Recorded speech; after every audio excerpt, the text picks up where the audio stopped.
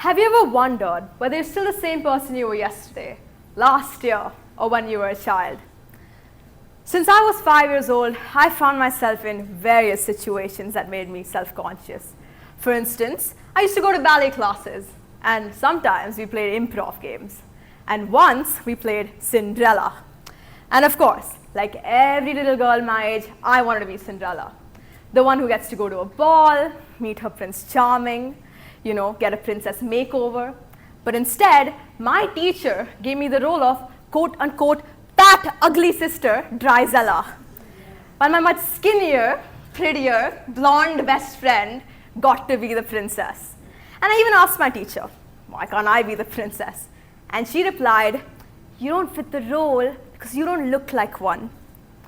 And that confused me because this was just an improv game, not an actual performance. So shouldn't it be about your expression, your voice, your imagination, not about who looks like a Disney doll?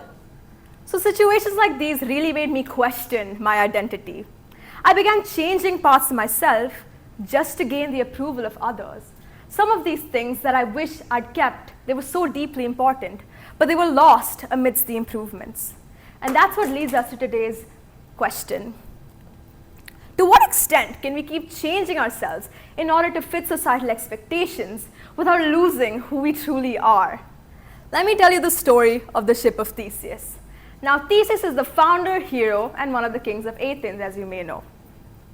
Every 9 years, the citizens of Athens had to elect 14 young noble citizens, 7 men and 7 women, as sacrifices to the Minotaur. And this was this creature that was half man, half bull, all in retribution for the death of the king Minos' son, Androgeus. Now Theseus came to the rescue, he slayed the Minotaur, and then went on a ship bound for Delos. Now, each year after that, the Athenians would commemorate this by taking the ship on a pilgrimage. And over time, they kept replacing parts of the ship as they decayed. And this raised a philosophical question amongst philosophers like Plutarch, who wrote about this in Life of Theseus, that if no original parts remain, is it still the same ship of Theseus? And if not, when exactly did it stop being the original? Now, let's map this out. Let's say ship 1 is the original ship, returning from Crete. Ship 2 is the same, but 1 out of 30 of its oars have been replaced. Ship 3 has half of its oars replaced, and half of them are still the same. And ship 4, all the oars have been changed. None of the original planks remain. So what do you think? Can ship 2 still be considered the same ship as ship 1? It's only missing 1 oar. How much does that matter? What about ship 3? Half of it is new, half of it is old. Is there a specific percentage after something stops being itself? Let's say 50% of the ship has to be the same in order for it to be considered the same. By that logic, ship 1 will equal to ship 2 because they share at least half the same oars. Ship 2 will equal to ship 3 because even they share half the same oars. And the same logic applies for ship 3 and ship 4. Now, the transitivity of identity states that if A equals to B and B equals to C, then A will have to equal to C. But then by that logic, ship 4 will have to equal to ship 1. Raise your hand if you think that ship 1 and ship 4 are still the same ship. Okay, for most of you who haven't raised your hand, here's your next question. Where do you draw the line? At what point have you changed something so far that it stops being the original? Now, scenarios like this are what Daniel Dennett called intuition pumps. They're designed to stir your thinking about identity. Now, this leads us to the field of mereology, the philosophical study of partnered relationships. Broadly, there are 2 main camps, mereological essentialism and mereological nihilism. In mereological essentialism, an object's parts are essential to its existence. So an essentialist would say that ship 2 is not equal to ship 1 and ship 3 is not equal to ship 2. Every plank, every change creates a whole new identity. Now conversely, in mereological nihilism, there are no composite objects at all, just atoms, molecules, particles. All these ships, chairs, people, it's just a term we give for the way in which its atoms are arranged. So a nihilist would say that ship 2 and ship 1, all of this whole debate is nonsense. The ship thesis doesn't even exist. It's just a name we give to the way its atoms are arranged. So, Thomas Aquinas wrote about this. Simple things are neither divided nor divisible. Composite things do not exist when their parts are divided. So existence stands or falls with individuality. Now, Aquinas reminds us that who we are, the unique mix of parts that create our identity, cannot be separated without losing the essence of our existence, because we only truly exist as a whole. Now, let's go back to that little girl in the ballet class, the one who was told she couldn't be Cinderella because she didn't look like one. Now, a lot of this insecurity grew when I was introduced to social media, as you may have guessed. When I was 11, I would watch these ridiculous YouTube hacks of how to lose fat while sleeping. They'd say things like sleep with a thick, heavy, weighted blanket and no fan, no AC, because apparently that would sweat the fat off. And then there'd be even worse hacks like sleep with high-waisted shorts, tight clothing. So I'd begin sleeping in my gymnastics leotard, thinking that it would squeeze my belly in.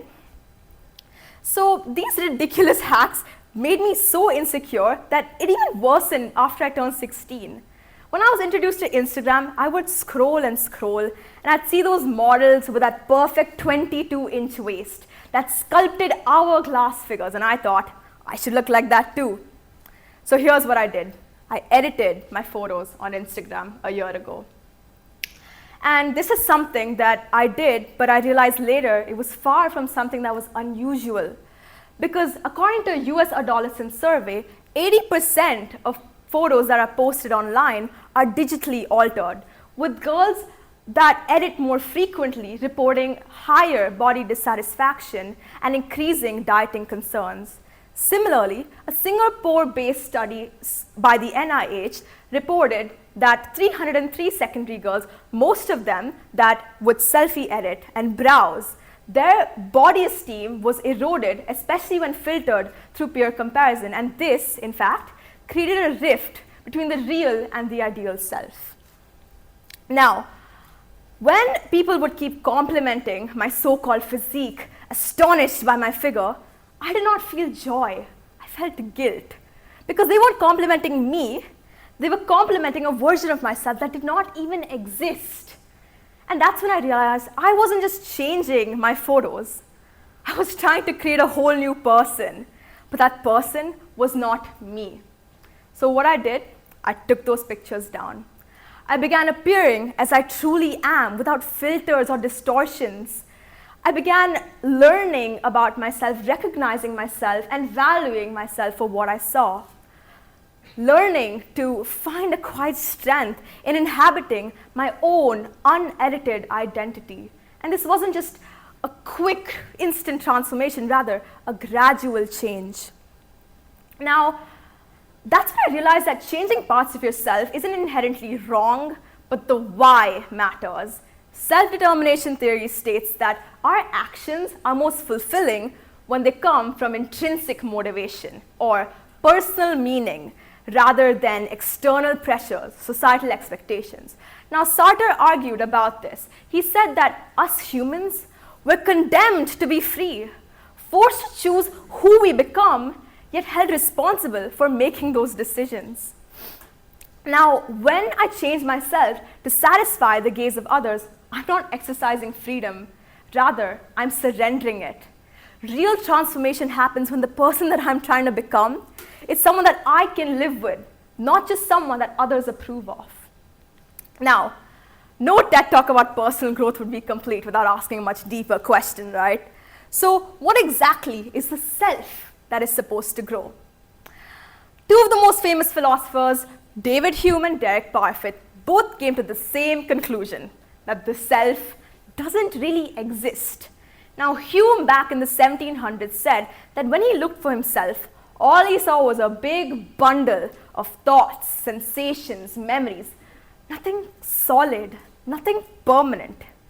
And yet, he still slipped back in old ways of thinking. So he went back to dinner with friends, played backgammon, and carried on with his everyday life. Now fast forward 240 years later, Derek Parfit came to the same agreement. There is no single unchanging person inside us.